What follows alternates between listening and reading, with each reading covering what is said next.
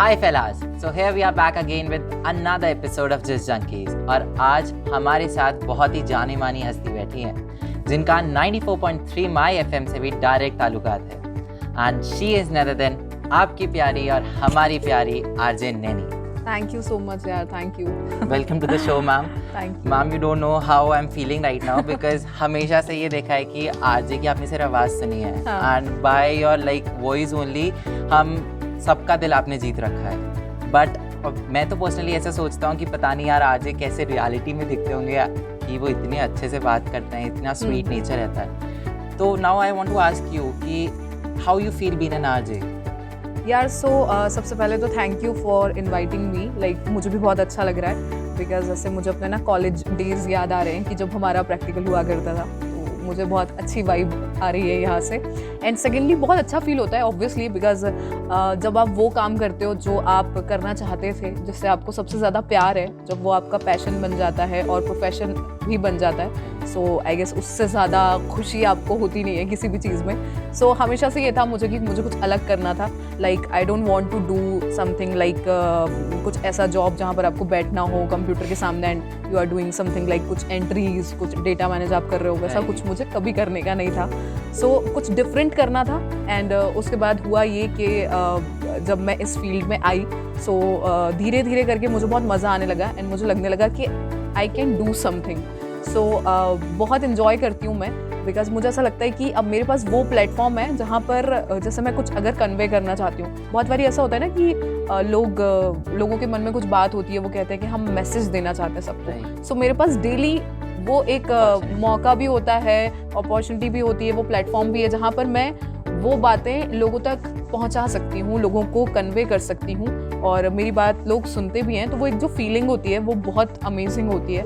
और स्पेशली जब आपके लिसनर्स आपको ऐसे कॉल करते हैं और जब भी आपका कुछ स्पेशल दिन होता है. जैसे रिसेंटली अभी मेरे इंस्टाग्राम पर 200 के फॉलोअर्स कंप्लीट हुए हैं. सो हाँ, थैंक यू सो मच. सो ऐसे जब मौके आते हैं तो आपको बहुत स्पेशल फील कराया जाता है. तो वो फीलिंग भी बहुत अमेजिंग है एंड मुझे बहुत अच्छा लगता है लाइक लोगों से बातें करना एंड मेरे ज़रिए उनकी कोई समस्या, उनकी कोई प्रॉब्लम सॉल्व हो पा रही है, तो वो मुझे बहुत अच्छा लगता है. एंड मतलब मैं तो बहुत खुश हूँ. हाँ, फुल एंजॉय, मज़ा आ रहा है बहुत. तो लाइक जो अगला सवाल है वो लाइक मेरे ख्याल से हमारे यूथ के लिए बहुत ज़्यादा इंपॉर्टेंट है. Okay. Because being an RJ आप ज़्यादा अच्छे से उसको एक्सप्लेन कर सकते हो. लाइक आप अपनी प्रोफेशनल लाइफ और जो पर्सनल लाइफ होती है उसको डिफरेंशिएट करना आपसे ज़्यादा कोई नहीं जानता, क्योंकि लाइक कभी कभार आप घर से निकल रहे हो, थोड़ा होता है कि मूड ऑफ है. बिल्कुल बिल्कुल होता है ना, और नींद कभी पूरी नहीं होती तो भी थोड़ा सा चिड़चिड़ाहट से रहता है. But then you enter your office तो आपको वही क्रेजीनेस और वही एक्साइटमेंट के साथ शो करना पड़ता है. तो हाउ यू मैनेज इट? यार देखो, पहले बहुत दिक्कत आती थी लेकिन फिर मैंने ये रियलाइज़ किया कि आप एक सिंगल इंसान है जिसको इतने सारे लोग सुन रहे हैं, जिससे इतने सारे लोग जुड़े हुए हैं. ठीक है, सो आपका मूड खराब है, इससे उन लोगों को नहीं फ़र्क पड़ेगा.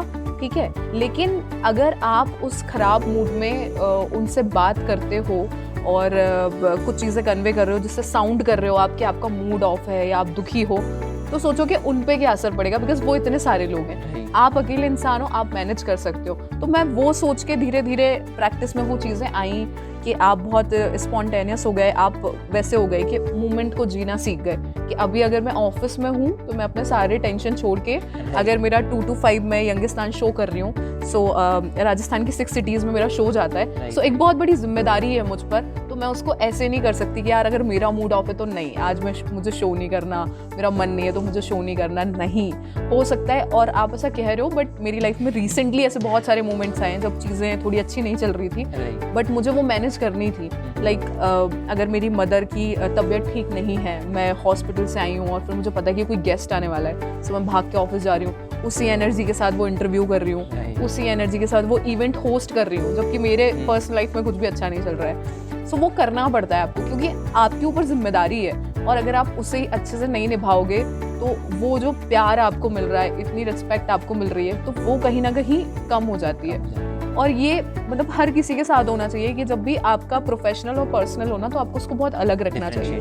एग्जैक्टली. जब आप दोनों को ऐसे मिक्स एंड मैच करेंगे तो मुझे लगता है कि ना तो पर्सनल अच्छा रहेगा और प्रोफेशनल तो वैसे भी नहीं रहेगा. राइट. दोनों तरफ से चीज़ें खराब होंगी.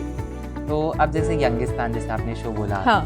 हमारी पूरी टीम जानती है, यू हैव अ हाँ. शो यंगिस्तान, जिसमें सच में आप ही आप छाए हुए हो पूरा। Thank you. आपने कवर कर रखा है शो को। हाँ. तो ऐसा कुछ आप अपने हमारे लिसनर्स को बताना चाहते हैं कि Youngistan it's all about this and that? So basically Youngistan is, नाम से पता चल जाता है, यंगिस्तान, जिसमें यंग लोगों से मैं कनेक्ट करती हूँ। 2 to 5 का जो टाइम होता है वो ऐसा होता है कि जयपुर के जितने भी यंगस्टर्स हैं, इवन राजस्थान के 6 सिटीज़ की मैंने बात करी तो उसमें आई गेस कोटा, बीकानेर, उदयपुर, अजमेर, ये सारा कुछ कवर करते हैं। सो राजस्थान के यूथ से हम डायरेक्ट कनेक्ट करते हैं और जो भी मुद्दे होते हैं, बिकॉज आजकल के यंगस्टर्स ऐसे हो गए हैं कि कॉलेज जा रहे हैं और सब कुछ लाइफ जी रहे हैं, बट एक उन्हें वो जरिया नहीं मिल पा रहा है बात करने के लिए। सो मेरे शो में उन्हें मैं वो मौका देती हूँ कि आपको जो भी बात करनी है, आपको जो भी लग रहा है, जो भी आप फील कर रहे हो, आप वो बात कर सकते हो, डिस्कस कर सकते हो। जैसे अभी वो रिसेंटली जो सबसे करंट मुद्दा चल रहा है, अग्निपथ योजना, तो उस पर हमने 2 दिन पहले शो में बात करी। उसमें हमने यूथ से पूछा कि उनका क्या व्यू है। उसके बाद हमने एक्सपर्ट से बात करी कि वो टेक्निकली किस तरीके से देखते हैं इस स्कीम को। तो फिर उनको लिया, जिससे कि एक आप मुद्दा ले रहे हो, एक आप एक्सपर्ट ले रहे हो, तो वो चीज़ को आप सॉल्व कर रहे हो अपने शो में। सो ऐसे बहुत सारे मुद्दे होते हैं जो हम डेली देखते हैं, कुछ ना कुछ प्रॉब्लम्स होती है, लाइक मेंटल हेल्थ से जुड़ी। तो सारा कुछ जो यूथ से रिलेटेड है, सारा कुछ जो यूथ को फ़ायदा दे सकता है, उस बारे में हम यंगिस्तान में रोज़ 2 to 5 में बात करते हैं। I think so it's very helpful, क्योंकि इससे जो लोग सुन रहे हैं उनको भी काफ़ी अच्छा बारे में क्लैरिटी हो जाती है। बिल्कुल बिल्कुल। तो मैम अभी थोड़ा इस एपिसोड को थोड़ा एक्टिविटी के अंदर इन्वॉल्व करते हैं। ओके, ठीक है। तो it's like you have to answer in 10 seconds a question I will be asking you. ठीक है। तो ऐसा कोई, जैसे आपने कॉल की बात करी, तो let's ask the first question for this, कि ऐसा कोई फनीएस्ट कॉल जो आपका अभी हुआ हो कि यार ये तो सबसे मतलब शानदार कॉल था और ये क्या जवाब थे उनके, ऐसा कुछ कॉल, ऐसा कोई एक्सपीरियंस? ओके, सो ऐसे बहुत सारे एक्सपीरियंस होते हैं, बिकॉज होता क्या है कि आजकल आप डिजिटली भी कनेक्टेड हो और रेडियो पर भी कनेक्टेड हो, तो लोगों को 2 मीडियम मिल गए हैं। तो अब मेरे साथ ऐसा हो गया है कि सिर्फ राजस्थान ही नहीं, इंडिया और उसके बाहर से भी, इवन पाकिस्तान के लोग मेरे साथ कनेक्टेड है। वो मुझे मैसेज करते हैं कि हम आपके वीडियोस देखते हैं, शो तो नहीं सुन पाते, बट वो सोशल मीडिया पर कनेक्टेड होके मेरे साथ जुड़े हुए हैं। सो उनके मैसेज आते हैं। और हुआ ये कि मैंने फेसबुक पर अपने स्टूडियो का नंबर डाल के रखा है, तो मेरे पास कॉल आ रहे हैं, दुबई से आ रहे हैं, मैं जब आपसे आऊँगा तो मिलूंगा। पाकिस्तान से कॉल आ रहे हैं, हम आपसे मिलना चाहते हैं। सो ना कुछ दिनों पहले कॉल आया था जो कि जम्मू से था, और उस टाइम मैं ऐसे बहुत फन मूड में थी, क्योंकि कई बार ऐसे कॉल्स आ जाते हैं जो मतलब बहुत क्रीपी भी होते हैं, ठीक है, और बहुत फनी भी होते हैं, और ऐसे नहीं होते हैं कि जिनसे बहुत सीरियस कोई बात की जाए, कुछ काम के लिए कॉल लगाया, वैसे नहीं होता। जम्मू से एक दिन कॉल आया एंड वो बंदा कॉल के उस पार मुझसे कह रहा है कि मैं आपसे शादी करना चाहता हूँ। तो मेरा ना वहाँ पर एक इंटर्न बैठा हुआ था और उसकी आवाज़ ऐसी थी, बहुत भारी, मतलब उम्र से ज़्यादा बड़ी जो आवाज़ लगती है। तो आई गेस वो ऐसे बहुत करता रहा होगा एक्टिंग, अपने दोस्तों के पापा बन के उसने बहुत बात करी होगी। तो मैंने उस इंसान से बात करी, मैंने कहा कि अच्छा शादी करना चाहता है। तो मैं बहुत फन उसमें मूड में थी, तो मैंने कहा रुकिए मैं अपने पापा से आपकी बात कराती हूँ। एंड मेरा इंटर्न वहीं पर बैठा था, वो आया, ठीक है, भारी आवाज़ में हेलो और सब कुछ उसने पूछा कि आपके घर में कौन कौन है, आप क्या करते हैं, क्या कारोबार करते हैं, क्या सब कुछ करते हैं, ठीक है। और उसने बोला कि अगर हमारी बेटी से शादी करनी है तो पहले आपको अपनी प्रॉपर्टी हमारी बेटी के नाम करनी पड़ेगी। तो ऐसा वो कॉन्वर्सेशन हुआ, और वो बंदा भाई मतलब आई डोंट नो उसको कैसे ऐसा लग रहा था कि ये सब कुछ जेन्युइन है। हाँ, मतलब फंस जाते हैं भाई लोग सच में। फिर उससे थोड़ी देर बाद हुई, और फिर हमने सोचा अब ये बहुत लंबा जा रहा है, किसी की फीलिंग्स को ज़्यादा हर्ट नहीं करना। फिर मैंने उससे बोला मेरे पापा तो नहीं मान रहे मेरे पापा तो नहीं मान रहे, आप मुझे बाद में कॉल करिएगा। तो फिर वो मुझे ऐसे बहुत सारी बातें करने लगा। फिर मैंने बोला कि यार मेरे पापा बुला रहे हैं, मैं बाद में बात करती हूँ। मैंने कॉल रख दिया, क्योंकि यार मतलब कभी कभी होता है फन, आप कैसे अटेंड करोगे, अब लोग करते हैं ऐसी बातें, उनको आप नहीं समझा सकते, तो वो फनी हो जाता है बहुत, मतलब लिटरली इट्स लाइक कि वो स्टूडियो के अंदर वो याद रह गया कि यार ऐसा कॉल आया याद रह गया। अच्छा, तो नेक्स्ट क्वेश्चन इट्स लाइक कि कोई एक्सक्यूज जो आपने दिया हो कॉलेज लाइफ में, जैसे जिससे हम काफ़ी रिलेट कर सके हम लिस्टर्स, कि क्लास नहीं गए तो घर पे पूछा बेटा क्लास क्यों नहीं गए, तो ऐसा कोई एक्सक्यूज जो आपने दिया हो, या टीचर्स ने पूछा बेटा कल की क्लास में क्यों नहीं आए थे, तो वो कॉन्स्टेंटली वो एक्सक्यूज ने वर्क करा हो? यार मतलब इसमें मुझे लग रहा है कि मैं बहुत ही अच्छी बच्ची हूँ। स्कूल से मैंने बाहर भी नहीं बनाया यार ज़्यादा, मैं बहुत जेन्युइन इंसान हूँ, अब मुझे से रियलाइज़ हो रहा है। मतलब सोचना पड़ रहा है मुझे यार, बहाने नहीं बनाए मैंने। It's 10 seconds only. मैंने बहाने नहीं बनाए यार, I am proud of my self. That's good. तो मुझे ऐसा लगता है कि मैं बहुत फूडी हूँ और सबसे ज़्यादा बहाने मैं बनाती हूँ ना तो घर में ना खाने के बनाती हूँ। Okay. ठीक है, तो ये वो बहाने हैं जो मेरी कॉलेज लाइफ से आई गेस जब से हम बहुत बाहर जाने लगे तब से वो बन रहे हैं कुछ ना कुछ। मतलब मैं बाहर खा लेती हूँ खाना, आई होप ये इंटरव्यू मेरी मम्मी ना देखे, और मैं उनको झूठ बोल देती हूँ, कुछ ना कुछ बहाने बना देती हूँ, और मैंने आई गेस कभी नहीं किया यार ये सब। Okay, तो बहुत सिंसियर थे आप। बहुत सिंसियर थी सच में, सच। ठीक है, तो एक और एक्टिविटी है, it's a rapid fire round. You either से यस और आइदर से नो। तो इसमें मुझे और कम टाइम मिलेगा सा? हाँ, Okay. you will only get 5 seconds. You have to say yes or you have to say no.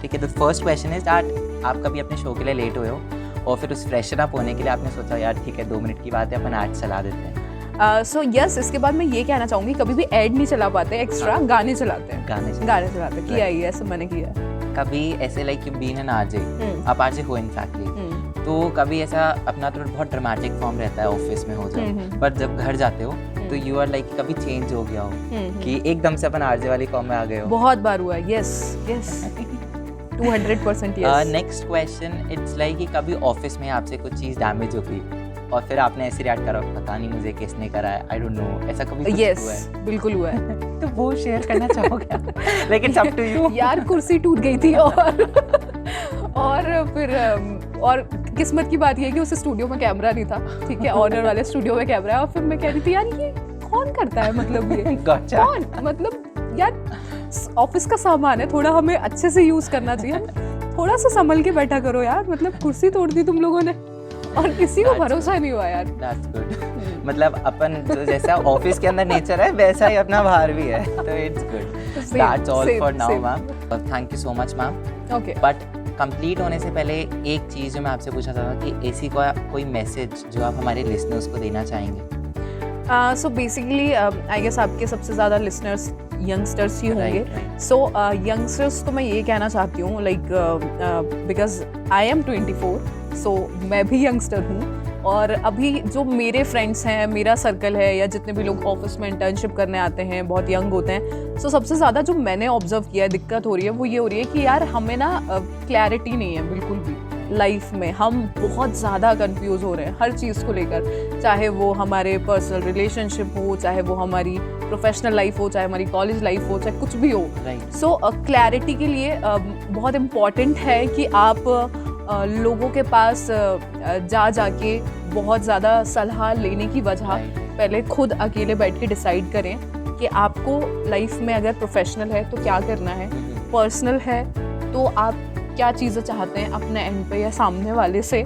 सो खुद की क्लैरिटी खुद को देना बहुत ज़्यादा इम्पॉर्टेंट है, बिकॉज कई बार ऐसा होता है कि हम सजेशंस मांग रहे हैं और बहुत बारी कभी इस फ्रेंड से कभी इस फ्रेंड से, तो उन्होंने अपने एक्सपीरियंस और अपने पॉइंट ऑफ व्यू के हिसाब से आपको सजेशन दिया, आपका कन्फ्यूजन और ज़्यादा बढ़ गया। तो इससे अच्छा है कि आप अपनी लाइफ में कोई एक इंसान रखें जिससे आप कोई सजेशन मांग सकें, अपनी प्रॉब्लम उसको जाकर बता सकें, बिकॉज मैंने जो ऑब्जर्व किया है कि लोग आपको बहुत ज़्यादा कंफ्यूज करते हैं, जिसके बाद आपके थॉट्स और भी बहुत ज़्यादा मेस्ड अप हो जाते हैं, और उसके बाद आप किसी भी कंक्लूजन पर नहीं पहुंच पाते हो। तो इसके कारण क्या होता है कि बहुत टाइम ख़राब होता है, दूसरा जो आप करना चाहते हो वो आप नहीं कर पाते हो। तो यार क्लैरिटी रखो, और जो भी सजेशंस आपको लेना है वो किसी एक इंसान से लो, बहुत बार बार एक ही प्रॉब्लम का जो सॉल्यूशन है वो दूसरों से मत मांगो। आई गेस ये सबसे बड़ी चीज़ है, एंड उसके बाद आधे से ज़्यादा जो प्रॉब्लम है वो आपकी सॉल्व हो जाएगी। हाँ, बस तो मैं यही कहना चाहती हूँ, बाकी तो ऑब्वियसली कनेक्टेड रहें आप सब ऐसे ही। रियली वंडरफुल, लाइक सच में ये जो आपने कहा like you do a show Youngistan, तो आई थिंक सो आप इन चीज़ों के ज़्यादा वो करीब आते होगे कि हाँ ये चीज़ें देखने को मिलती है, तो आई थिंक सो कि लिसनर्स आपको ध्यान देना चाहिए इस चीज़। बिल्कुल। Thank you so much ma'am, it was a wonderful session with you. Thank you. मैंने आपको शुरू में बोला था मैं हमेशा से एक आरजे का होस्ट रहना चाहता था, but today I felt like it was a nice one. Thank you so much ma'am. Thank you, same here. Listeners हमारे साथ ऐसे ही जुड़े रहिए आप जिस जंकीज़ के अनदर एपिसोड के लिए। Thank you so much.